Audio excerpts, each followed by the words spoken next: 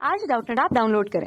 Doubtnut पर अपने सभी गणित, रसायन विज्ञान, भौतिक विज्ञान और जीव विज्ञान के डाउट्स का करो सफाया। बस प्रश्न की फोटो खींचो, एक ही प्रश्न को क्रॉप करो और तुरंत वीडियो सोल्यूशन पाओ। अभी डाउनलोड करें। हेलो फ्रेंड्स, हमारा क्वेश्चन है एक एक 5 किलोग्राम का बक्सा एक समतल सतह जिसके लिए स्थैतिक घर्षण गुणांक म्यू नॉट इक्वल टू 0.5 है पर रखा हुआ है। बक्से पर क्षैतिज नियत बल F लगाया जाता है। स्थैतिक घर्षण बल का मान ज्ञात करो। जब पहला पार्ट है क्वेश्चन का कि जब हमारा जो नियत बल जो F लगाया जा रहा है कितना है, 0 न्यूटन है। सेकंड पार्ट है जब हमारा F 20 न्यूटन है। थर्ड पार्ट है जब हमारा F जो है 30 न्यूटन है।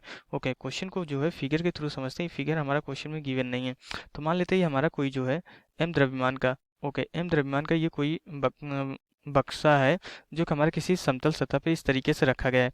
यहाँ पे F न्यूटन का कोई ये बल लगाया जाता है और इसका जो स्थैतिक घर्षण गुणांक दिया गया है ये कितना दिया गया है, ये हमें जो क्वेश्चन में गिवन है ये मान लेते हैं म्यू है हमारा। तो अगर हम बल इस दिशा में लगा रहे हैं तो जो हमारा स्थैतिक घर्षण बल होगा, ये अगर हम स्थैतिक घर्षण बल Fs माने तो इस डायरेक्शन में लगेगा। तो हमें तीनों ही कंडीशन में जब हमारे F के अलग अलग मान के लिए हमें यही स्थैतिक घर्षण बल क्वेश्चन में निकालना है। ओके, तो यहाँ पे हमारा जो M की जो वैल्यू क्वेश्चन में गिवन है कितना दिया है, M इक्वल टू हमारा जो है 5 किलोग्राम के बराबर दिया गया है। ओके, जो हमारा ये स्थैतिक घर्षण गुणांक म्यू नॉट दिया गया है, ये कितना दिया गया है, ये हमें यहाँ पे ये म्यू नॉट है। तो म्यू नॉट हमें कितना दिया गया है, 0.5 के बराबर दिया गया है। ओके, अब इसके बाद हमें क्या निकालना है, यही Fs की वैल्यू जो है अलग अलग कंडीशन में निकालनी है। तो इसको हम कैसे निकालेंगे, अब ये देखते हैं। एक्चुअली क्या होता है कि जो भी हम बल F लगाते हैं इसी के अकॉर्डिंग हमारे ये स्थैतिक घर्षण बल लगता है।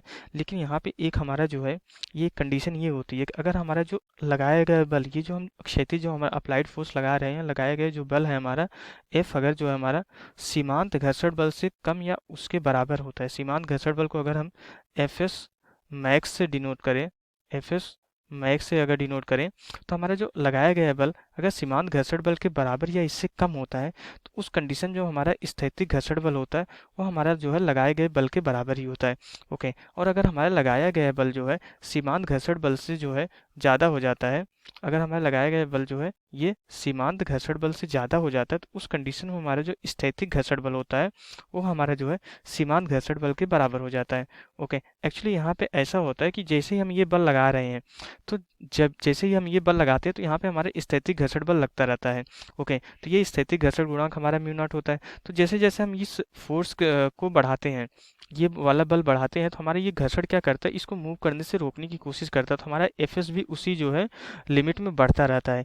तो एक कंडीशन ऐसी आती है कि जब ये अपने जो है हमारा स्थैतिक घर्षण बल अपने अधिकतम मान के बराबर आ जाता है कि अब उससे ज़्यादा नहीं लग सकता है, तो वह अधिकतम मान ही हमारा इस स्थैतिक घर्षण बल का जो अधिकतम मान होता है वही हमारा सीमांत घर्षण बल होता है। तो जब हमारा सीमांत घर्षण बल के बराबर ये बल हम लगा देते हैं तो अब इससे ज़्यादा हमारा घर्षण बल नहीं लग सकता।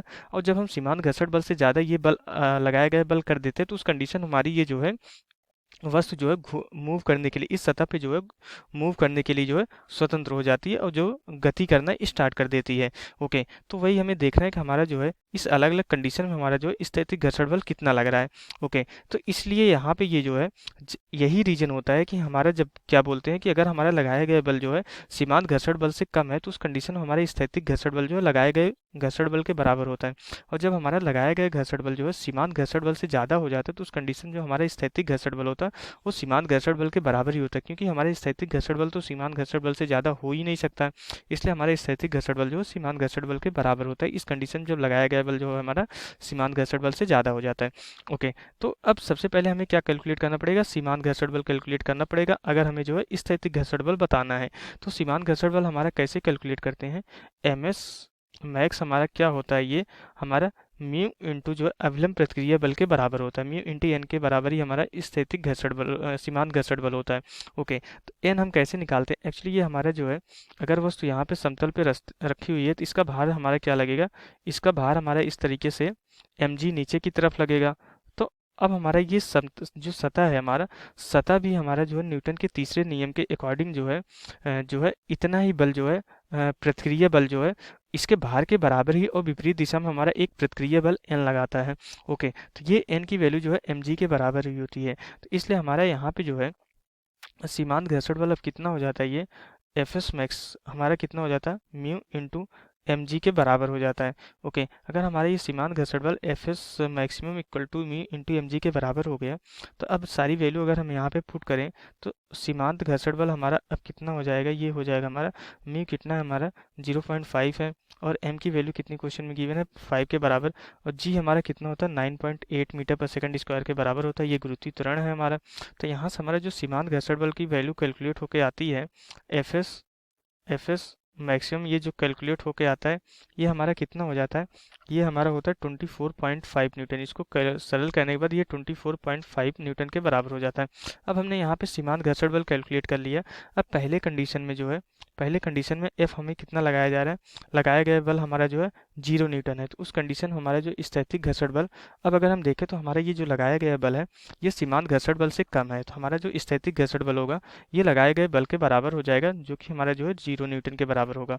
ओके, तो अब इसके बाद जो सेकंड कंडीशन हमारी, सेकंड कंडीशन में जो है हमारा F कितना लगाया जा रहा है, सेकंड कंडीशन में हमारा जो F लगाया जा रहा है वो 20 न्यूटन के बराबर लगाया जा रहा है, तो जो लगाया गया बल है 20 न्यूटन है। अगर ये देखें तो अभी भी हमारे ये सीमांत घर्षण बल से हमारा क्या है, कम है 20 न्यूटन, तो इसलिए हमारा इस कंडीशन में हमारा स्थैतिक घर्षण बल जो है लगाए गए बल के बराबर ही होगा, तो ये कितना हो जाएगा हमारा 20 न्यूटन के बराबर हो जाएगा।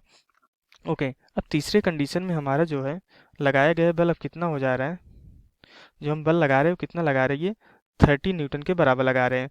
तो अब ये हमारा जो है ये 30 न्यूटन हमारा क्या हो रहा है ये 24.5 न्यूटन से ज़्यादा हो जा रहा है। अगर ये 30 न्यूटन 24.5 न्यूटन से ज़्यादा हो जा रहा है, तो अब ये क्या हो रहा है, हमारा सीमांत घर्षण बल से ज़्यादा हो गया लगाया गया बल, तो उस कंडीशन में हमारा जो घर्षण बल हो जाएगा वो हमारा कितना हो जाएगा, सीमांत घर्षण बल के बराबर ही होगा।